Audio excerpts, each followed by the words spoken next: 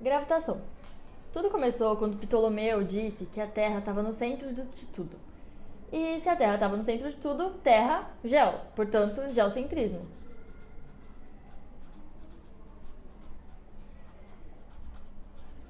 Já Copérnico discordava dessa ideia de Ptolomeu. Ele falava que o Sol estava no centro de tudo. E então, se o Sol estava no centro de tudo, Sol, hélio, portanto, heliocentrismo.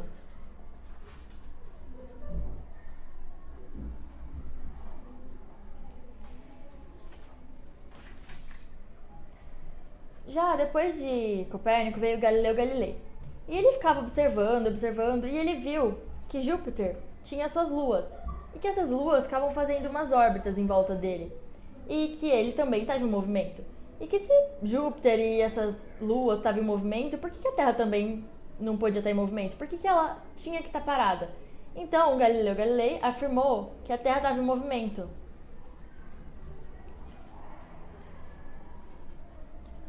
Já depois dele, ele foi muito condenado, tal. Depois dele teve Tycho Brahe. E ele estudou muito e ele ficava estudando os astros e tal. E nessa observação dele, ele fez várias anotações. Observava os períodos, tudo. E com isso, ele foi uma inspiração para a teoria de Kepler. Kepler estudou baseado nas coisas de Tycho Brahe. Inspirado em Tycho Brahe, teve a teoria de Kepler. E a teoria de Kepler formulou 3 leis. A primeira lei foi a lei das órbitas, que ele afirmou que os planetas giravam em torno de 2 focos. E eles giravam em forma elíptica. E como tinha 2 focos, um deles era o Sol, e que era o principal foco. A segunda lei é a lei das áreas.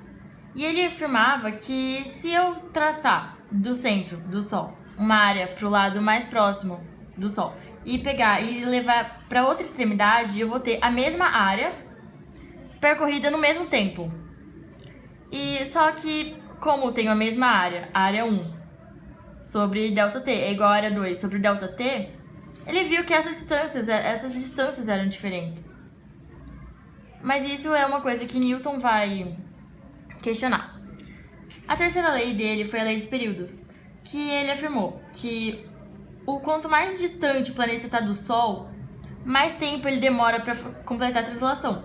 Então, o K, que é uma constante, que depende do tamanho do Sol, da distância do Sol, desse tamanho do Sol, dessa força que o Sol vai fazer, é igual ao T ao quadrado, que é o tempo de translação, que vai dar uma volta, sobre o raio ao quadrado. O raio que leva do centro do Sol até o centro do outro planeta, que é o centro de massas. Depois veio Newton, questionando isso.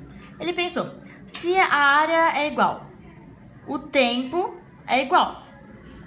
E só que a distância do Sol desses planetas é diferente. Então, a distância dessas órbitas devem ser diferentes. Então, se o tempo for igual, a distância de um é maior que a do outro. Claro, essa distância, obviamente, é maior que essa. Se essa distância é maior que essa, a velocidade de um tem que ser maior que a do outro, porque eles vão percorrer distâncias diferentes no mesmo tempo. A velocidade deve ser maior, porque senão não faz sentido, eles vão andar a mesma distância. Então ele pensou, quanto mais longe do Sol, menor a atração. E, portanto, menor a velocidade. E ele ficou pensando o que interferia nisso, o que mais interferia. Ele ficou observando e ele viu que a massa interferia, a distância entre os corpos, o tempo de translação não e a quantidade de satélites também não. A massa ele observou que interferia na massa maior. A massa maior, quanto maior a massa, mais atração. A massa menor, do planeta menor, quanto maior a massa, mais atração. E a distância, quanto maior a distância, menor a atração. Então, ele viu que isso era inversamente proporcional. E então, ele concluiu que a força gravitacional era igual a massa do maior vezes a massa do menor dividido por uma distância. Mas ele viu que, fazendo as contas, isso não dava exatamente certo. A distância ao quadrado. Ele viu que então ele precisava de um x, uma incógnita, mas ele não sabia direito como é que ele fazia isso. Foi aí que Cavendish entrou. Ele fez uma fórmula chamada pesagem da Terra. Ele fez esse experimento.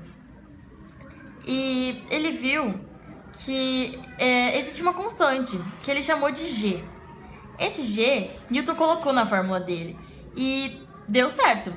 Força gravitacional é igual a massa do maior vezes a massa do menor vezes a gravidade dividida pela distância ao quadrado. Mas Newton, como ele já era matemático e tudo mais, ele já tinha suas outras leis. A lei da inércia, que ele falava que um planeta continuava... Um planeta não, uma coisa. Se eu empurrasse e fizesse... E ela estava no movimento. Se não tiver nada para interferir ela vai continuar naquele movimento, a não ser que uma outra força interrompa isso. No espaço, como não tem nada para interferir, a velocidade seria constante. No caso, eu dei o exemplo de um planeta. A segunda lei de Newton é força igual a massa vezes aceleração. Muito importante ressaltar essa força resultante, porque é uma força que resulta. É tipo o resultado da força. Então, essa força resultante são todas as forças que atuam. É um resultado de tudo isso. Então, por exemplo, aqui eu tenho uma força que atua. Só que não é só essa força. Se eu observar, eu tenho essa força que atua. Porém, o bloco tem seu peso. Então, a força está para baixo. Porém, também tem uma força que atua para cima. Mas, se você for pensar bem, também tem a força de atrito, que atrapalha. Então, a força resultante não é simplesmente colocar na fórmula. Seria observar e somar todas essas forças. Porque é a força que resulta tudo isso. Então, seria essa força anulada com essa e essa força menos essa. Então, eu não sei qual força seria, mas seria, no caso, essa força menos a força de atrito, que no caso seria a força resultante. A terceira lei de Newton é ação e reação. Então, eu falo que se eu empurro alguma coisa, ou no caso, eu tenho um bloco, ele faz um peso para baixo, para ele ficar parado, essas forças precisam ser nulas. Então, eu tenho uma força para cima, a normal. E nesse caso, ele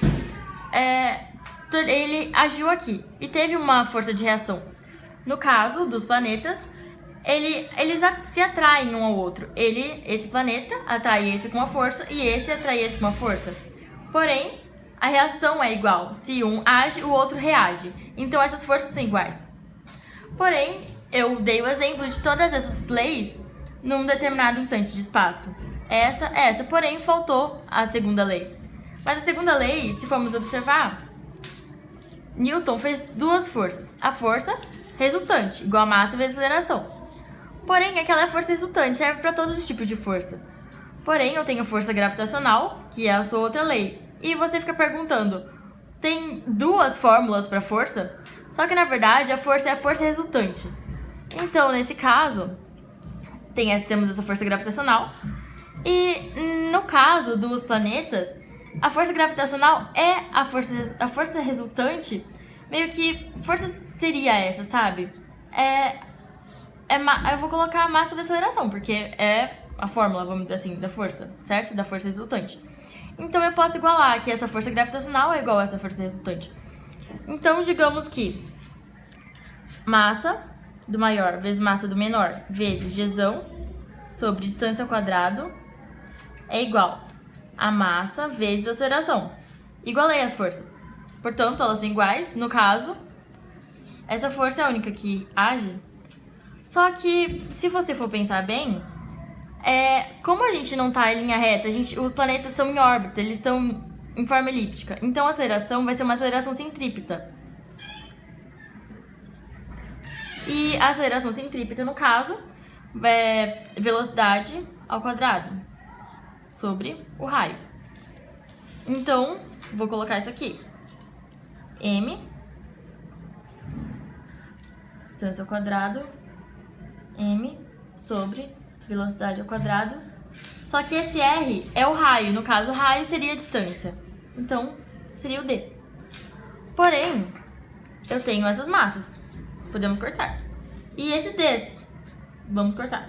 Isso resulta em massa do maior, Gzão, vou chamar de Gzão, sobre distância, porque cortamos só uma, igual a velocidade ao quadrado.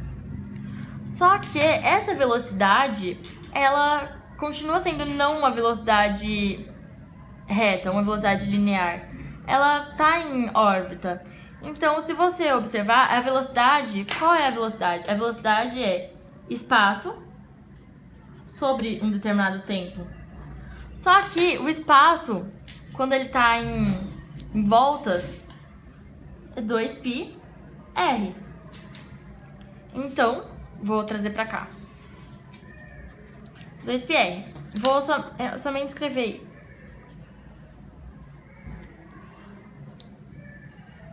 Vou escrever isso, que delta S é 2πr, ao quadrado. E tudo isso ao quadrado, ó. Sobre delta T ao quadrado. Porém, esse R, como já vimos, é a distância. Então, vai ser 2π. Distância sobre delta T ao quadrado. Então, vamos escrever isso de novo. mg sobre d é igual a 4π ao quadrado, já fazendo a conta, d ao quadrado sobre delta t ao quadrado. Só que ele queria colocar isso porque as constantes sempre são todas iguais. Então ele decidiu colocar tudo de um lado só, pra ficar melhor. Então, o que é constante? Ele sabe que o π é constante, e o mg também. Então ele passou, primeiro, o d multiplicando para o outro lado. mg igual a 4π ao quadrado vezes d ao cubo sobre delta t ao quadrado.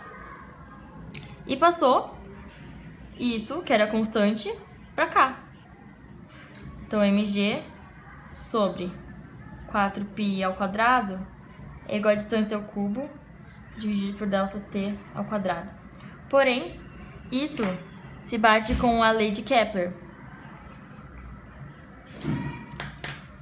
E é assim que ele comprova, é assim que é a sua relação, e é assim que ele vê que nada na sua teoria está errado.